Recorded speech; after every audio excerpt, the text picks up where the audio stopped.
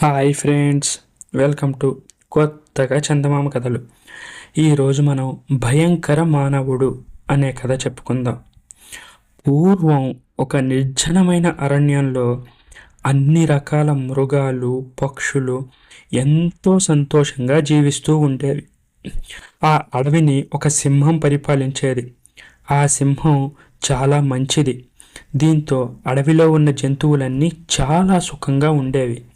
అందులోకి ఎన్నడూ ఒక్క మనిషి కూడా అడుగు పెట్టిందే లేదు. ఆ అరణ్యంలో ఒకనాడు ఒక బాతు నిద్రపోతూ ఉండగా దానికి ఒక కల వచ్చింది. ఆ కలలో ఆ బాతుకు ఒక మానవుడు కనిపించాడు. దాన్ని లాలించి పాలించి ప్రేమగా ఆడించడానికి దగ్గరికి పిలిచాడు. బాతు మానవుడి దగ్గరికి పోబోతూ ఉండగా ఎవరో దాని చెవిలో పెద్దగా అరిచినట్లు వినిపించింది. ఆ మృగం జోలికి వెళ్ళకు, ఎందుకంటే అన్ని మృగాల కంటే అది అత్యంత క్రూరమైనది అనే ఆ మాటలు విని బాతు తుళ్ళిపడి నిద్రలేచింది.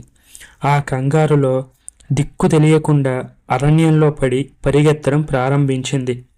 పోగా పోగా బాతుకు సింహం ఉండే గుహ, దాని ముందు నిలబడి ఉన్న యువరాజు కనిపించాడు. ఈ యువరాజును తల్లిదండ్రులు గుహ దాటి వెళ్ళనిచ్చేవారు కాదు. అందుచేత దానికి ప్రపంచ జ్ఞానం అసలు ఏ మాత్రం లేదు. అడవిలో ఉండే ఇతర జంతువులు కూడా ఆ యువరాజు సింహానికి తెలియవు.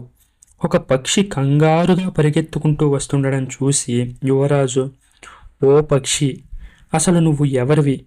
నువ్వు ఏ జాతికి చెందిన దానివి? ఎందుకింత గాబరాగా పరిగెడుతున్నావు అని ప్రశ్నల వర్షం కురిపించింది. మహారాజా, నేను బాతును, బాతుల జాతికి చెందినదాన్ని. నేను కలలో మానవుణ్ణి చూశాను. అది మహాభయంకరమైన మృగం అనే మాటలు నా చెవిలో వినపడ్డాయి. దీంతో నేను భయపడి పారిపోతున్నాను అని అన్నది బాతు.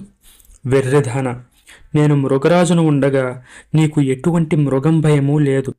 ఆ మానవుణ్ణి నేను చీల్చి చెండాడేస్తాను. వెనక నాకు కూడా ఇలాగే కలలో మానవుడి గురించి హెచ్చరిక జరిగింది. కానీ నాకు మాత్రం ఇంతవరకు ఎటువంటి ప్రమాదము జరగలేదు అంటూ సింహం యువరాజు బాతు వచ్చిన వైపే వేగంగా నడవడం ప్రారంభించింది.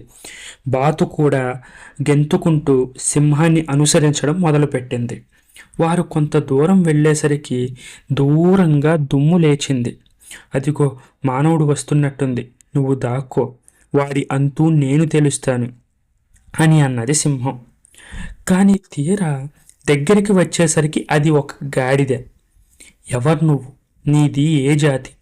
ఎందుకిలా గాబరా పడి వేగంగా పరిగెడుతున్నావు అని సింహం ఆ గాడిదను అడిగింది. అప్పుడు ఆ గాడిద, మహారాజా, నేను గాడిదను, మాది గాడిదల జాతి. మానవుడు నన్ను ఏమి హింస పెట్టాడో మీరు అసలు కలలో కూడా ఊహించలేరు. నేను ఎన్నో బరువులు మోశాను, ఎన్నో దెబ్బలు తిన్నాను. నా శక్తి ఉడిగిన కొద్దీ మానవుడు నన్ను కొట్టే దెబ్బలు బాగా ఎక్కువయ్యాయి. తిండి తగ్గిపోయింది. ఇక వాడు నన్ను చంపడం ఒక్కటే మిగిలి ఉన్నది అన్నది గాడిద. మృగరాజు నేనుండగా నిన్ను ఎవ్వరూ చంపలేరు. ఆగు, నేను మానవుణ్ణి ఎలా చంపుతానో నీ కళ్ళారా చూడు, నీ భయాన్ని పోగొట్టుకో అన్నది సింహం. అయ్యో మహారాజా, దయచేసి నన్ను క్షమించండి.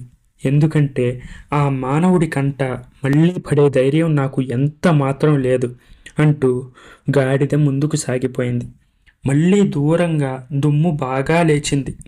కానీ ఈసారి ఒక గుర్రం నురుగులు కక్కుతూ ఎగరొప్పుతూ వచ్చింది. సింహం యువరాజు దాన్ని ఆపి పేరు, జాతి, పారిపోతున్న కారణం అడిగింది. మహారాజా, నేను ఒక గుర్రాన్ని, నాది గుర్రాల జాతి. మానవుడికి భయపడి నేను పారిపోతున్నాను అన్నది ఆ గుర్రం. ఇంత పెద్ద జంతువువి, ఇంత బలం కలదానివి, ఇంత వేగంగా పరిగెట్టగలుగుతున్నావు, అలాంటిది నువ్వు మానవుడికి భయపడుతున్నావా?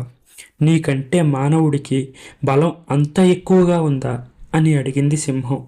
అయ్యో, బలం లేకపోతేనే మహారాజా, వాడు బీభత్సమైన క్రూరుడు, అత్యంత తెలివైన ఉపాయశాలి. నా చేత ఇన్ని రోజులు వెట్టి చాకిరీ చేయించుకున్నాడు. నా వీపున ఎక్కి కూర్చొని నాకు కళ్యాణ్ణి తగిలించి నన్ను కొరడాతో కొట్టి రికాబు ములుకులతో డొక్కలో పొడిచి వేలాది మైళ్ళు సవారీ చేయించాడు. ఇప్పుడు ముసలిదాన్ని అయిపోయానని నన్ను చంపించి నా చర్మాన్ని కాజేయాలని చూస్తున్నాడు అన్నది గుర్రం. సింహం ఎంత ధైర్యం చెప్పినా వినకుండా గుర్రం ఆగకుండా ముందుకు సాగిపోయింది. తర్వాత ఒక ఒంటె పరిగెత్తుకుంటూ వచ్చింది. అది కూడా మానవుడికి భయపడే పారిపోతున్నది. మిమ్మల్ని అందరినీ రక్షించే భారం నాది, అందుచేత నువ్వు ఎక్కడికి పారిపోకు, ఇక్కడే ఉండు. నీ వెనకగా వస్తున్న మానవుణ్ణి నేను ఏం చేస్తానో చూడు అన్నది సింహం. కానీ ఒంటె క్షమాపణ చెప్పుకుంది. మానవుడి కంటపడకుండా ముందుకు సాగిపోయింది. మానవుడిని చూసి పరిగెత్తే జంతువులకు తనపై ఆపాటి విశ్వాసం కూడా లేకపోవడం చూసి సింహం ఎంతగానో ఆశ్చర్యపడింది. మరికొద్దిసేపట్లో ఒక ముసలి మనిషి అటువైపుగా వచ్చాడు. వాడి నెత్తిన ఒక తట్ట, ఆ తట్టలో వడ్రంగపు పనిముట్లు, ఆ తట్ట మీద కొన్ని కొయ్య పలకలు ఉన్నాయి. వాడు సింహాన్ని చూడగానే ముందుగా తన నెత్తి మీద ఉన్న తట్ట కిందకి దించేశాడు. సింహం ముందు సాష్టాంగపడి నమస్కారం చేశాడు. జయం జయం మహారాజా, తమరు 1000 సంవత్సరాల పాటు చల్లగా బతకాలి అన్నాడు. శరీరమంతా ముడతలు పడిన ఆ జంతువును చూసి సింహం విరగబడి నవ్వింది. నువ్వు ఎవరు నాయనా? నీది ఏ జాతి? నువ్వు కూడా మానవుడికి భయపడే వస్తున్నావా అని అడిగింది. బాతు వడ్రంగిని చూస్తూనే మూర్ఛపోవడం వల్ల వాడే మానవుడు అన్న సంగతి సింహానికి చెప్పలేకపోయింది. అప్పుడు ఆ వడ్రంగి, అయ్యో మహారాజా, నేను మనిషిని కాదు, వడ్రంగిని, వడ్రంగుల జాతి వాణ్ణి. ఏలిన వారి వద్ద మంత్రిగా ఉండే చిరుతపులి ఇల్లు కట్టి పెట్టమని కబురు పంపితే కట్టడానికి నేను వెళ్తున్నాను అన్నాడు వడ్రంగి. ముందు మాకు కట్టకుండా ఆ చిరుతపులికి ఇల్లు ఎలా కడతావు? మా ఇల్లు కట్టి మరీ కదులు అన్నది సింహం. అయ్యా, దయచేసి ముందుగా చిరుతపులికి ఇల్లు కట్టనివ్వండి, తర్వాత తమరికి పెద్ద భవంతిని కడతాను అన్నాడు వడ్రంగి తట్టనెత్తిన ఎత్తుకొని పోబోతు. వడ్రంగి జాతి జంతువా, నేనెవరో తెలుసా అంటూ సింహం తన ముందు కాలి పంజా ఎత్తి విలాసంగా వడ్రంగి రొమ్ము మీద ఒక చిన్న తోపు తోసింది. వడ్రంగి ఆ చిన్న తోపుకే వెల్లకిలా పడ్డాడు. వాడి నెత్తిన ఉన్న తట్ట, కింద పడిన పనిముట్లు చప్పుడు చేశాయి. అయ్యా చిత్తం, నన్ను చంపకండి, మీరు కోరినట్టే చేస్తాను అంటూ వడ్రంగి ఒక బోను చేశాడు. అందులోకి సింహం దూరే కంతని అమర్చాడు. లోపలికి వెళ్ళి చూడండి అన్నాడు. సింహం లోపలికి వెళ్ళగానే వడ్రంగి బోను వాకిలి చప్పున మూసేసి సింహాన్ని తమ నగరానికి పట్టుకుపోయేందుకు బయలుదేరాడు. ఏ వడ్రంగి, ఏంటి పని అని సింహం లోపలి నుంచి అరిచింది. నేనే మానవుణ్ణి, నన్ను చూడగానే నువ్వు పారిపోవాల్సింది, లేకపోతే వెంటనే చంపేయాల్సింది. ఇప్పుడు చూడు నీకు ఏ గతి పట్టిందో అంటూ వడ్రంగి పొట్ట చెక్కలు ఎలా నవ్వాడు. అప్పటి నుంచి సింహం వాడి చేతిలో బందీ అయింది. ఈ కథ మీకు నచ్చినట్లయితే దీన్ని లైక్ చేయండి, మీ ఫ్రెండ్స్ అందరికీ షేర్ చేయండి. అలాగే మన ఛానల్ని సబ్స్క్రైబ్ చేసుకోవడం మాత్రం అస్సలు మర్చిపోకండి. Thank you friends.